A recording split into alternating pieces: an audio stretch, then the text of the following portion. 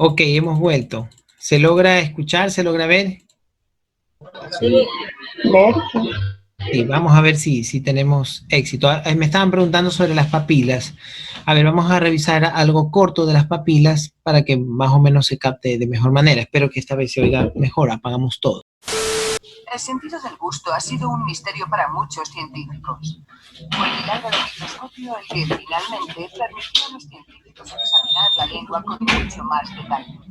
Después de su estudio, se encontraron varias regiones sensoriales, las papilas, dispersas por su superficie. Estas son caliciformes, foliadas y fungiformes.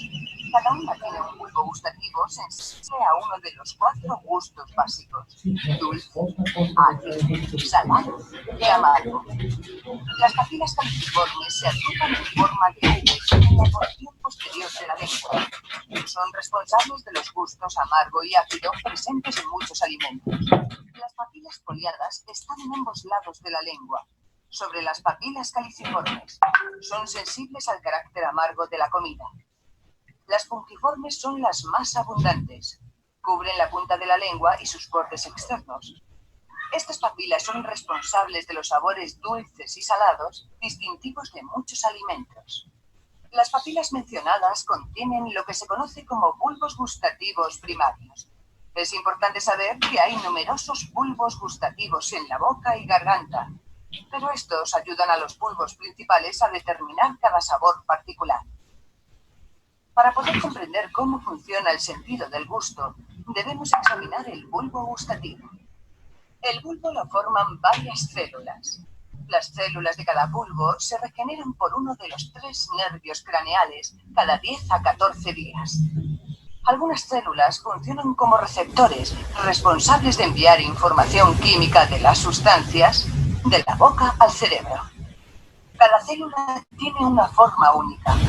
La química específica del alimento debe coincidir con la forma del receptor para enviar una señal al cerebro. Este es el principio de cerradura y llave. La señal de la célula receptora viajará desde el nervio hasta uno de los 3 nervios craneales. Atravesará el sistema nervioso central, donde las regiones del encéfalo descifrarán la información química, obteniendo un gusto concreto. Es importante indicar que el sentido de la vista y del olfato cooperan para intensificar ese sentido, conocido como el gusto. Ok, bien, ¿se oyó? ¿Sí se escuchó? Hola. Sí, se escuchó. Sí, Sí, se un poco. escuchó. Sí. Bueno, entonces un poco.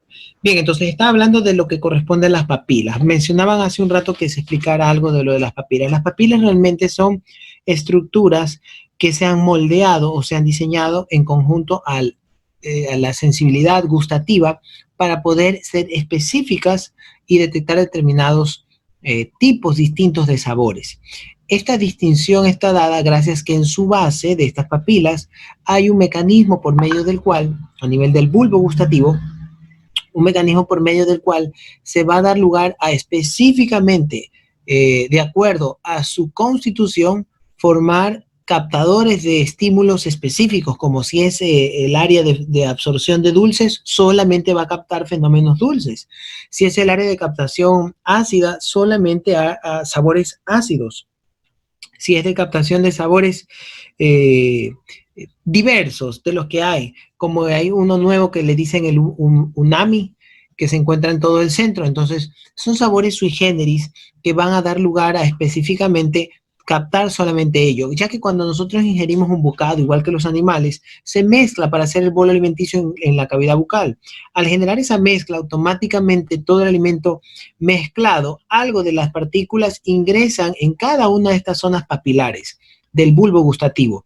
Dependerá de dónde se encuentra el bulbo gustativo para que tenga la capacidad de absorber sabores dulces, sabores ácidos, sabores alcalinos, sabores más fuertes. Entonces, esto hará que se pueda captar diversidad de tipos de sabores que pueden lograr dar a entender a qué sabe un determinado producto o un determinado alimento. No es lo mismo comer guatita que comer encebollado. No es lo mismo comer encebollado que comer arroz con recortes. ¿Ya? Entonces son sabores completamente diferentes. No es como las aguas del Chavo del Ocho, que es un agua de Jamaica que sabe a tamarindo o algo por el estilo. ¿Se acuerdan de esa paradoja? Sí. Sí, exactamente. Entonces, hay algo específico de sabor para cada cosa. Entonces, es importante poder reconocer estos sabores. Y los sabores a nivel del bulbo, como lo indicaban en el video, tiene una renovación. Este bulbo, las células que están generando esta captación de estímulo de las partículas químicas que disueltas en líquido generan un proceso estimulatorio de determinadas papilas, va a dar lugar a que se pueda traducir esta información, pudiendo entonces entender que lo que se está ingiriendo debe de ser deglutido o tragado porque tiene un sabor agradable, porque está en buena conservación. Si tiene un sabor desagradable o un mal sabor o que puede influir en nuestro proceso digestivo o lastimarnos o generarnos infección, automáticamente de la boca no pasa, lo botamos o lo evacuamos. ¿Cuántos de nosotros hemos querido darle medicinas al gato? Si tenemos un gato de mascota y le queremos dar algo de medicina y el gato condenado no traga. ¿Les ha pasado? Sí, sí. No traga. Nosotros los veterinarios, a veces cuando nos toca desparasitar a un gato que sabemos que no quiere tomarse los desparasitantes en gel, si le toca 1 centímetro, procuramos recargar más de 1 centímetro, 1,5 centímetros, porque sabemos que una parte la va a escupir, porque va a empezar a saborear y va a empezar a generar un tialismo. Va a generar una película, una secreción que se va a mezclar con el desparasitante y va a ser harta baba, y cuando se den cuenta está todo baboso y prácticamente una cantidad considerable la estará desperdiciando del producto de la desparasitación. Entonces, si es así y tenemos un gato que no traga o deglute con facilidad los fármacos, se sobreentiende que hay que dosificarlo un poco más para que lo que escupa o bote sea compensado con lo que logra ingresar. Entonces, el sentido del gusto, de acuerdo a sus distintas papilas, va a tener en el punto topográfico donde se encuentre, va a tener una correlación con lo que puede absorber de sabor. Si no es capaz de asimilar un determinado sabor, es porque se encuentra en un área específica en donde no corresponde ese sabor. Por ejemplo, aquí estamos viendo un gráfico. No le puedo hacer zoom. Aquí estamos viendo un gráfico en el cual se observa el bulbo, el corpúsculo gustativo, y este pues es el que la parte más craneal que se está renovando, todo el tiempo se está renovando, pues hay una exfoliación o descamación. Entonces siempre está a punto, siempre está afinado para detectar los sabores, esta área. Ya va a pasar un vendedor. Ay, a ustedes también les ha pasado, ¿qué pasan los vendedores? Claro, el agua Todo el tiempo. Claro. Sí. A ver, voy a agrandar un poco más. Les voy a poner de nuevo el primer video que de pronto por interrupciones no lo podían ver. ¿Sí están viendo lo que yo veo? ¿Están viendo el video o no? Sí. Están los quimioreceptores y están repartidos no solo por la lengua, sino que también tenemos papilas y botones gustativos por el paladar, por toda la boca, lengua, paladar, etc. Cuando nosotros comemos algo, el alimento se deshace y se mezcla con la saliva. Y es la saliva la que penetra por todos estos huecos, conteniendo un montón de sustancias disueltas.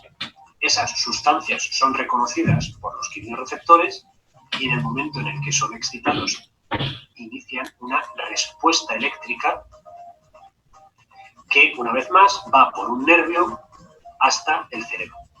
Ahí es cuando somos conscientes del sabor que podemos detectar. El sentido del gusto es, por tanto, el responsable de que distingamos los sabores de los alimentos que ingerimos. Tradicionalmente se habla de 5 sabores. Antes se hablaba de 4, el dulce, agrio o ácido. Detuve un ratito el video. Si logran ver la topografía, a eso me refería con la posición en donde estén las papilas. Por ejemplo, el borde más craneal estará específicamente desarrollado para papilas gustativas que detecten sabores dulces. La parte más caudal estará desarrollado para detectar sabores amargos.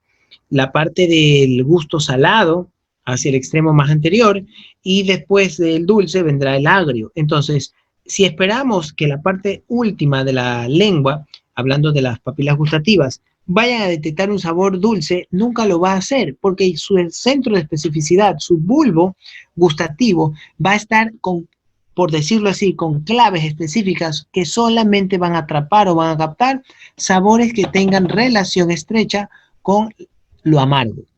La parte del inicio de la lengua solamente va a detectar sabores específicos disueltos en la saliva. El botón gustativo solo detectará saliva disuelta con componentes dulces que logren dar una respuesta a ese estímulo de dulzor. Lo mismo a los lados, con el agrio, de igual manera con lo salado. Y el umami, que es una nueva variedad, por decirlo así, de tipo de sabor. Dicen que el umami es un tipo de sabor japonés. Entonces, estas cualidades o estas características son específicas. Si el individuo recibe algún daño o deterioro de su lengua, si es cercenada, si pierde una buena porción, por ejemplo, si se le corta la punta de la lengua, obviamente ya no tendrá los mismos puntos específicos gustativos para detectar lo dulce, porque estuvo en la parte más anterior y fue cercenada en el caso de que eso pasara.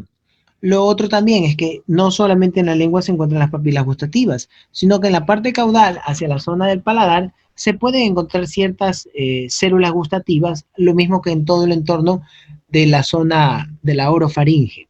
Habrá ciertos puntos específicos donde estén papilas gustativas. En los animales pasa exactamente lo mismo.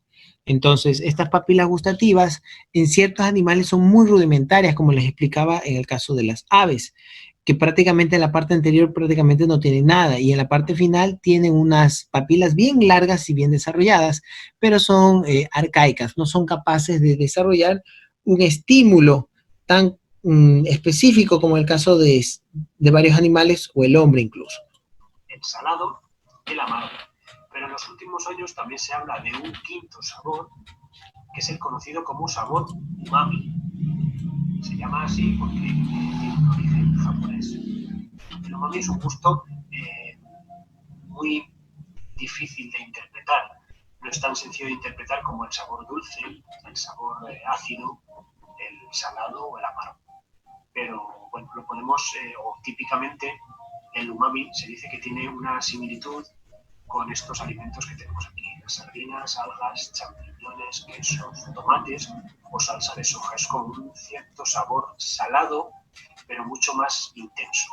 También lo podéis detectar cuando, por ejemplo, las típicas sopas deshidratadas, si probáis una sopa deshidratada, una sopa en polvo, antes de cocinarla, antes de disolverla en agua, si probáis esa sopa deshidratada, ese sabor, que es como una especie de sabor salado, pero más agradable, ese sería el sabor umami.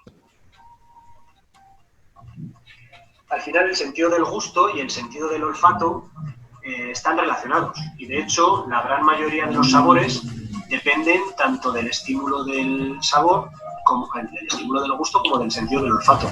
Por eso, cuando estamos resfriados, los alimentos resultan un poco más insípidos, porque al final nosotros somos capaces de reconocer el sabor de los alimentos gracias a una combinación de los dos sentidos, el sentido del gusto que acabamos de ver ahora y el sentido del olfato que hemos visto anteriormente.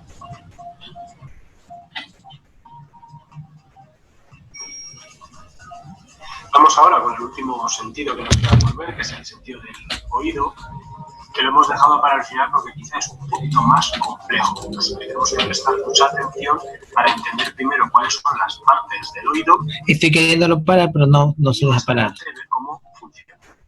Para empezar, aquí tenemos la anatomía del oído, que lo vamos a dividir en tres regiones: el oído externo, el oído medio y el oído interno.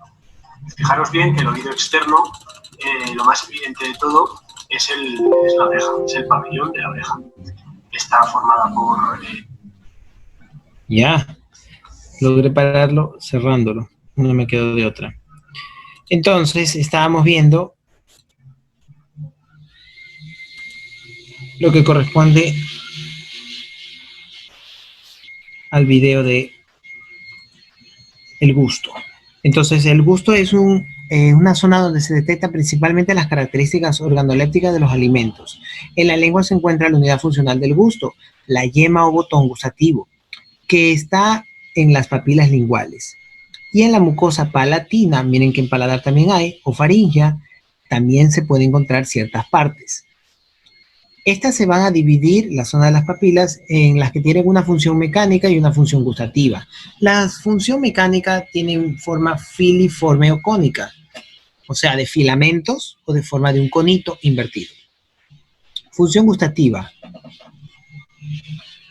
Fungiformes, muy desarrolladas en carnívoros y rudimentaria en el caballo y la vaca. Muy dispersas por la lengua y protegidas por papilas filiformes. Los poros gustativos abren directamente al exterior. Valladas, de gran tamaño, muy desarrolladas en rumiantes, de 5 a 20 pares, en carnívoros de 3 a 4 pares, y un par en el caso del caballo. Están protegidas por papilas filiformes y cónicas. Entre las papilas filiformes y la vallada queda un valle o fosa gustativo. ¿Dónde están los poros gustativos? En el centro de la papila vallada también hay algún poro gustativo. Foliadas, abundante en los caballos, escasa en el perro y inexistente en el vacuno. Forman canalículos seriados, cada uno común para cada yema gustativa. El poro gustativo se abre al canal, se encuentran siempre rostralmente al arco palatogloso. La yema gustativa en la parte más proximal tiene unas microvellosidades y neuroepitelio con función de recoger los estímulos quimiorreceptores, también de células de sostén. Para que se produzca la estimulación de los quimiorreceptores es necesario mezclarlo con la saliva. Punto importantísimo, para que se dé el desclave de cada uno de estos sectores en donde están las papilas gustativas, tiene que haber mezclado con saliva. Si la saliva no interactúa con las sustancias químicas, no va a haber una captación del sentido del gusto a través del bulbo gustativo, porque esta es una necesidad que requiere para descifrar los sabores. Las células neuroepiteliales constan de dos polos.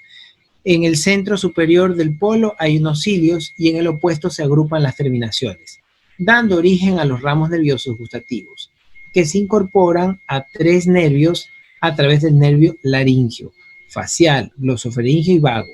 Esos son los 3. El nervio facial, el impulso llega por el nervio intermedio y el nervio cuerda del tímpano al glosofaringeo, llega a través del lingual.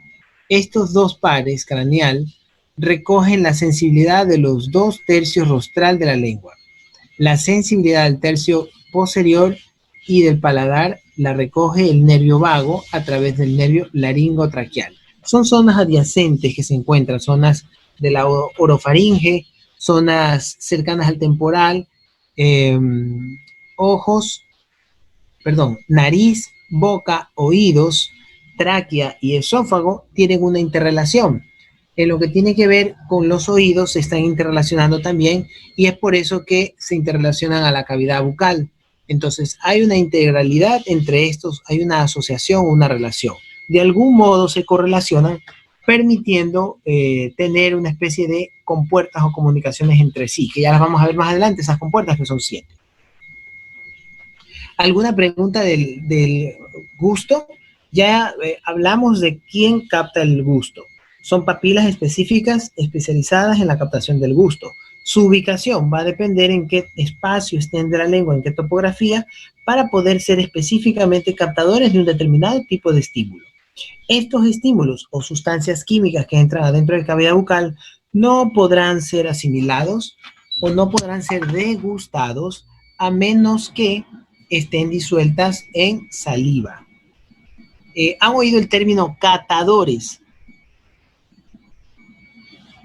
Catadores. ¿El que prueban la comida? Correcto, los catadores se encargan de probar alimentos. Más utilizados están los catadores para los vinos. Los catadores de vino son personas o individuos de un gusto muy desarrollado, extremadamente desarrollado.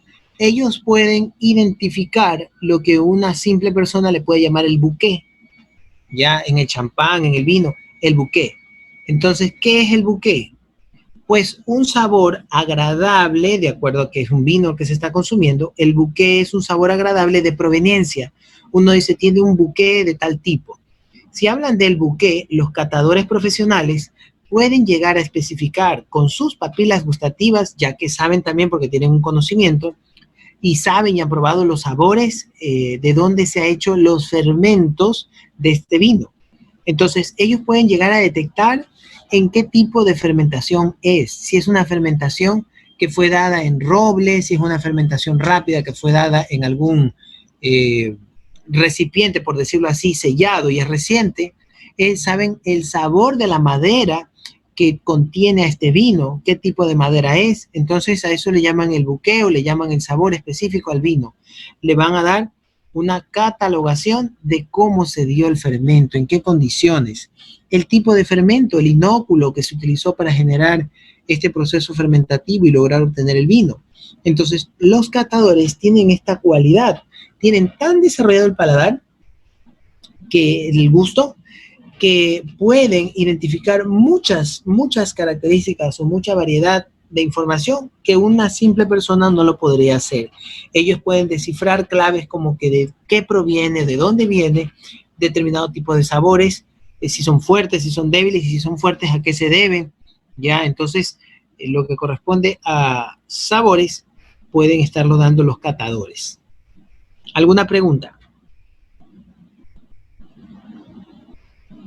Hola.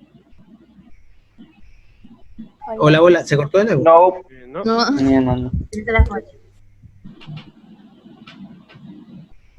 ¿Han tenido muchas clases hoy día? Solo uno. No. No. ¿Y de aquí tienen clase? No. No. No. ¿Minan con anatomía? Sí. Ah, ya. Quedan 13 minutos para que almuercen, o ya almorzaron. No. No. No, tengo hambre. Ya falta poco para que tengan el placer de comerse su rica comida que sus mamás prepararon, en el caso de que hayan sido sus mamás. Profesor, Dígame, ¿y la menta? no lo lamente, no llore. La menta es un tipo de sabor que va a estar subdividido, por decirlo así. O sea, es un conjunto de papilas que van a dar lugar a contextualizar por parte del gusto el sabor a menta. No vamos a poder, o sea, no procuraremos tener en la lengua papilas gustativas tan específicas como para decir menta o tutti frutti. ¿Han leído esos caramelos que dice tutti frutti de naranja con ni sé qué y ni sé cuánto? Ya, justamente el montón de papilas gustativas que están adentro de la cavidad bucal, aparte de tener sus lugares específicos que concentran tipos de sabores, levantó la mano Lucas, Jedan. A ver, dígame, Lucas. Lucas, como dice aquí, levantó la mano. Bueno, entonces hay diversidad de papilas gustativas que tienen que específicamente estar detectando fragmentos de sabor, y estos el cerebro lo va a computar y va a dar lugar a entender qué tipo de sabor es. Claro, obviamente, como todos los órganos de los sentidos, las respuestas del cerebro van encaminadas a un antecedente de hecho histórico que hemos saboreado anteriormente, que ya lo tenemos plenamente reconocido y sabemos plenamente qué tipo de sabor es ese, porque con antelación ya hemos detectado este sabor. Si hemos comido marisco anteriormente, pulpo, escargot, caracoles, ya sabemos qué sabor predominante tiene y automáticamente podríamos, en base a la memoria, volver a ubicar ese mismo sabor. Entonces, el sabor umami, que es el que estaba hablando que se encontraba en el centro, justamente se debe a los sabores mariscosos, tipos de mariscos. Entonces, eso nos va a permitir valorar el tipo de sabor, el tipo de marisco que se está consumiendo y cómo este interactúa con el cerebro para dar lugar a un reflejo específico, agradable, desagradable, y en conjunto al gusto, el gusto al conjunto al olfato, porque el olfato forma parte importantísima para poder generar el deseo, el placer de comer, de alimentarse, como dice el dicho, el placer de comer. La comida no solo entra por los ojos, sino entra por el olfato y entra por el gusto. Obviamente el gusto es el último porque es el que al último saborea. El primero es el olfato y la visión.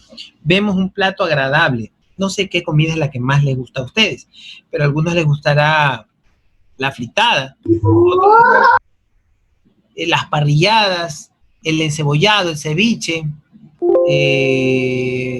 cosas dulces también les gustará, cosas saladas como hallacas, humitas, tortillas, bolones, tantas cosas placenteras que sabemos qué significan, ya las hemos saboreado y tenemos gratamente el recuerdo de esos sabores. Entonces el bulbo gustativo va a asimilar en conjunto esas partículas disueltas en saliva. Caso contrario, no lo podrá asimilar. Por eso es tan importante la producción, el tialismo y la producción de saliva.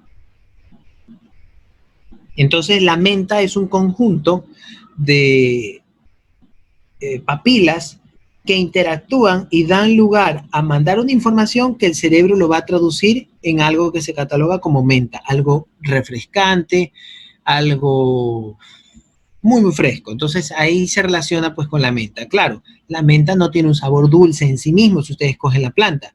Si ustedes le ponen dulce, ahí van a tener un sabor, un caramelo a menta, pero dulzón.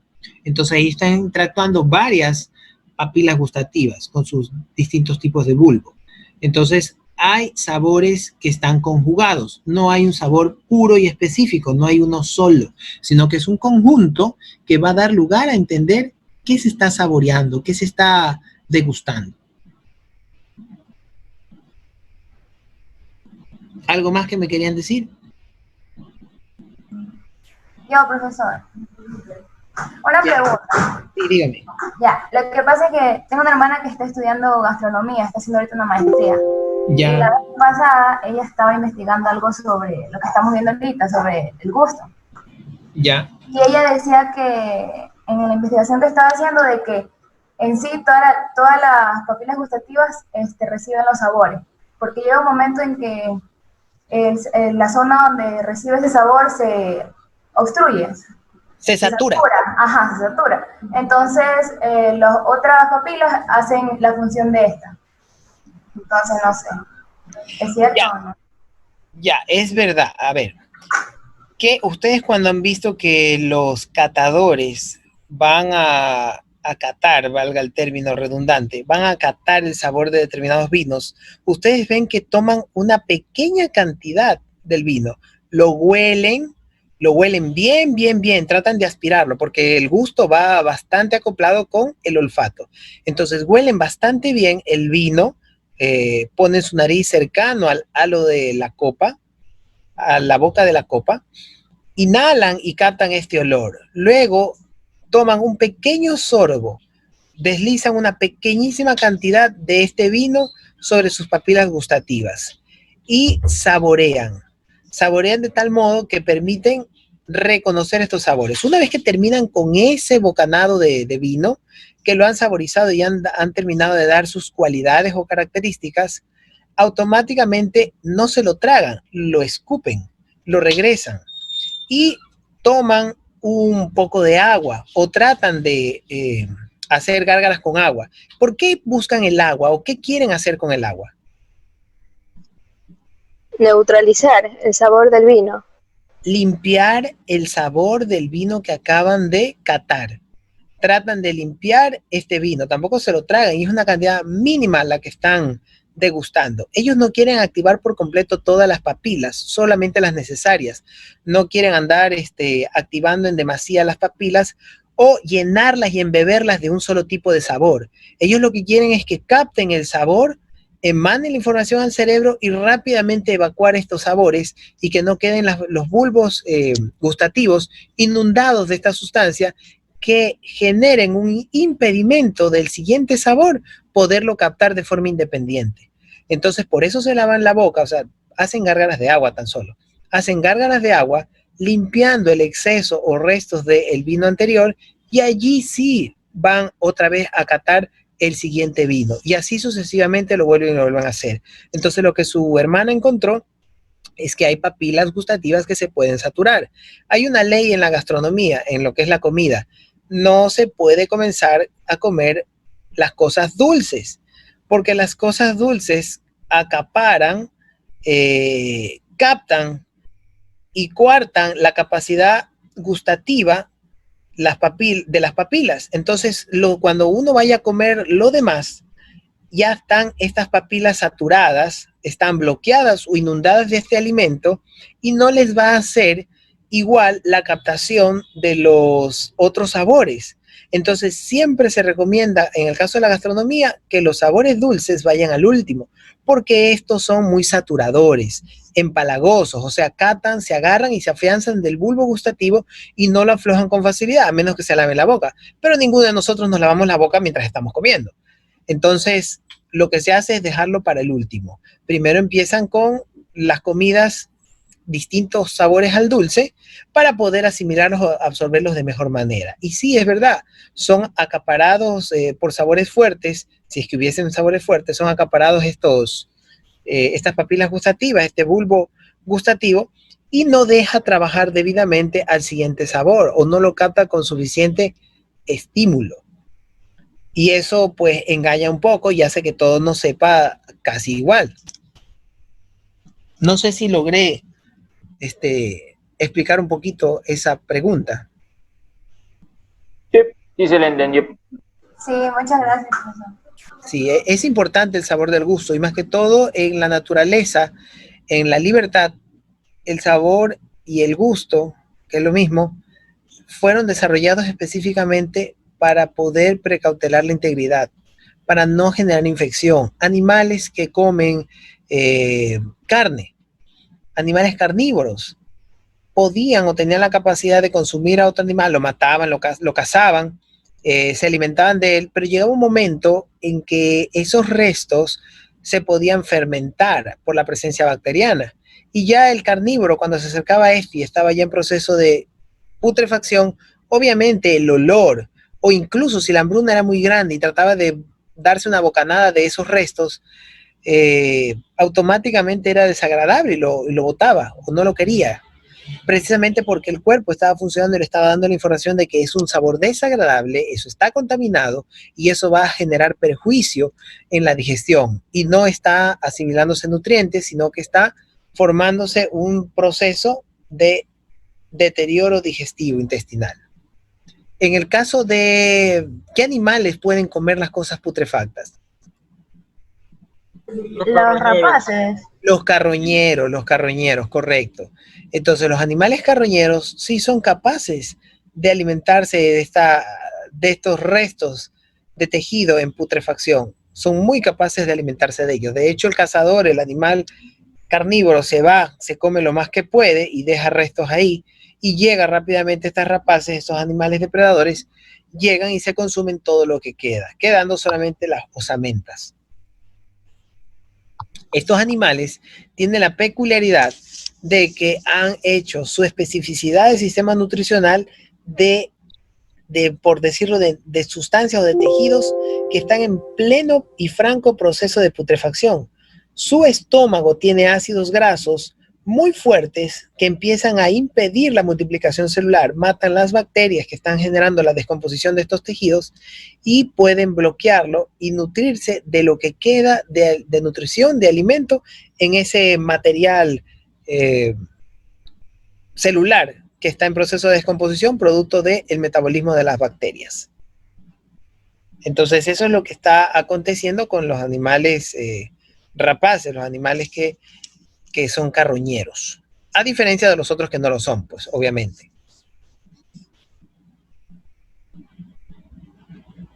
Entonces quedamos pendientes, porque ya se acaba la hora, quedamos pendientes en ver la interacción ya del olfato. Con esto ya cerramos todos los órganos de los sentidos, ¿verdad?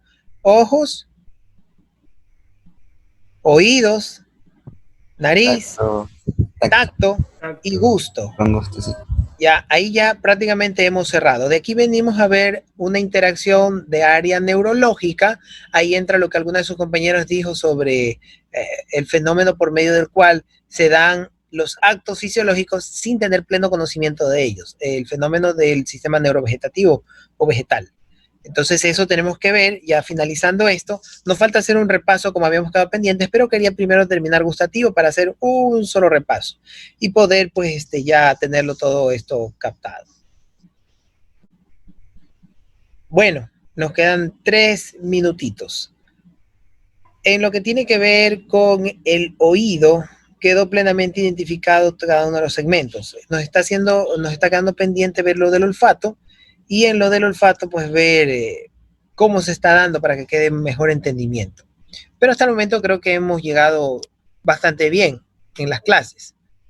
Por ahí habrá que hacer algún refuerzo, como lo que me pidieron de olfato. ¿Estoy o no estoy? ¿No es cierto? Sí. No, el oído. ¿El oído también quieren algún...? Sí. Sí. Y la Ok. piel. Entonces estamos entre olfato y oído. El olfato en primera instancia y seguimos pues con el oído. Y ya con esto pues finalizamos lo que es estesiología como tal, la materia. Por cierto, ¿qué era la estesiología? El estudio de los órganos Sentido. Estudia los órganos de los sentidos. ¿Y para qué sirve estudiar los órganos de los sentidos? cómo se relaciona con el medio. Sí, es verdad, de forma tácita para pasar el semestre, pero los órganos de los sentidos se estudian porque estos órganos de los sentidos pueden tener alteraciones, y si no se sabe cómo es lo normal, ¿cómo reconocemos cuando hay algo anómalo o anormal? ¿Sí o no? Si no sabemos la condición normal, ¿cómo sabemos cuándo la condición es anormal? Primero debemos de saber qué es lo normal, cuál es la norma, cuáles son las características inequívocas de cada área o de cada órgano de los sentidos, para luego, si hay algo alterado, inmediatamente reconocerlo.